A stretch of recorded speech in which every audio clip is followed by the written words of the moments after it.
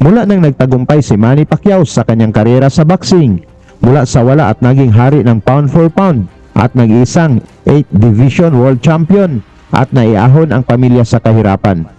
Mula dito mga tol, dumadami na rin ang mga Pinoy na pinasok ang boxing upang makatulong sa pamilya, ngunit aminado tayo na kulang ang mga paboxing dito sa Pilipinas. Kaya malaking bagay na sa ating mga Pinoy ang mga offer na lumalaban sa ibang bansa kahit na masabi nilang gawin lang pampataba sa kartada ng kalaban. Wala itong takot na harapin ng ating mga matatapang na boxers. Isa na rin dito mga tol itong pambato ng mga Bicolano na si Christian Avila. Binansagang last stick man dahil sa manipis ngunit matibay na katawan nito upang ipain lang sa kanilang future world champion, undefeated na si Lily Shan. Bago pa lang pinasok ang professional boxing kung saan tinapos lang nito sa round 1 ang unang dalawang kalaban. Kaya itong si Shan mga tol ay may turing na future superstar ng mga insect at sa laban na ito, nag-aabang ang kanyang mga fans kung paano pagagapangin ng kanilang champion ang ating Pinoy na si Avila. Para mga boxing fans ating panoorin kung paano nagulantang ang mga Chinese sa ginawa ni Kabayan na ipalapa lang sana sa kanilang champion.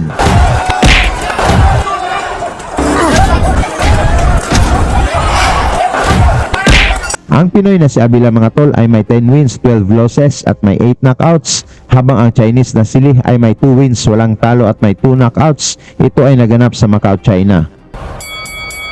Sa pagbukas ng unang round mga tol, mga solidong suntok na kaagad ang naipatama ng Chinese na si Lee na naka blue trunks, ngunit hindi natinag dito si Kabayan.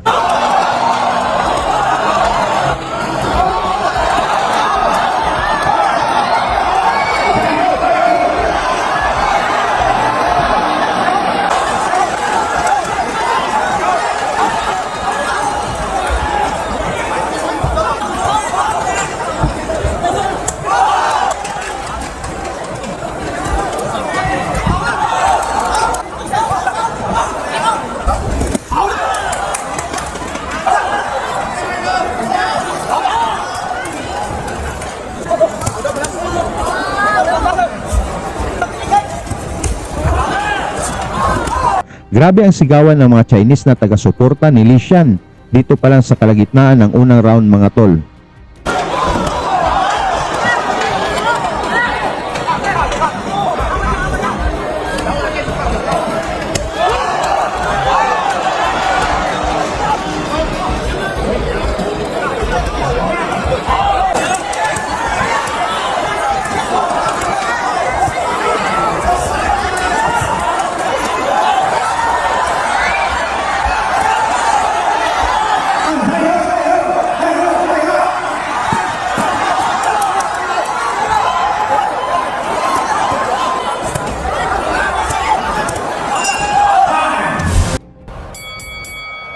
Tuloy ang mainit na aksyon dito sa ikalawang round mga tol kung saan marami ng solidong naipatama ang Chinese, ngunit nagpakita din ng tibay ang Pinoy last stick man.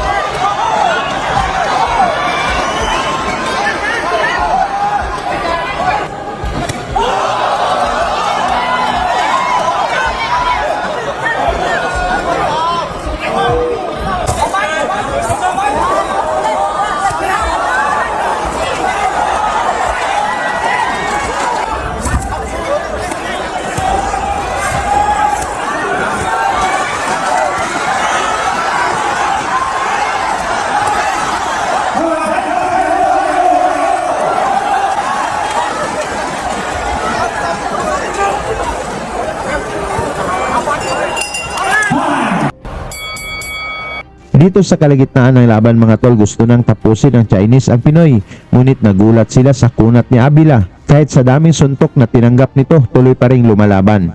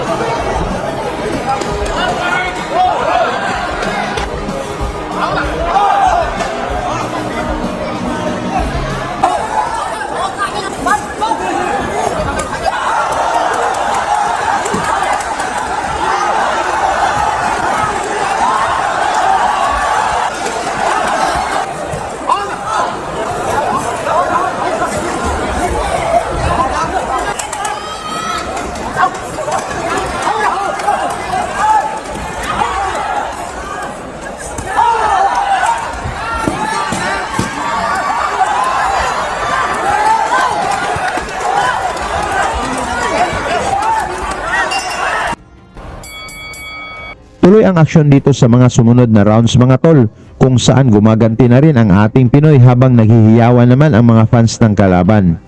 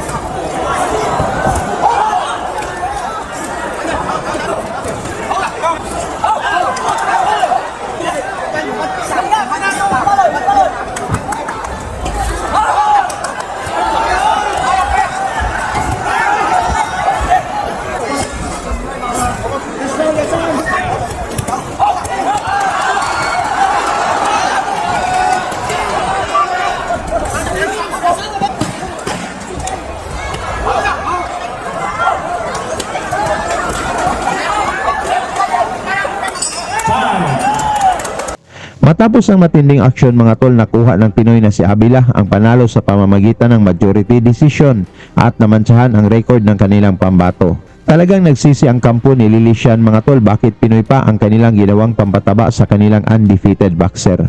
Tungkol naman sa pinakita ng Pinoy mga tol, pag-usapan na lang natin yan sa baba at salamat sa inyong suporta hanggang sa sunod nating uploads.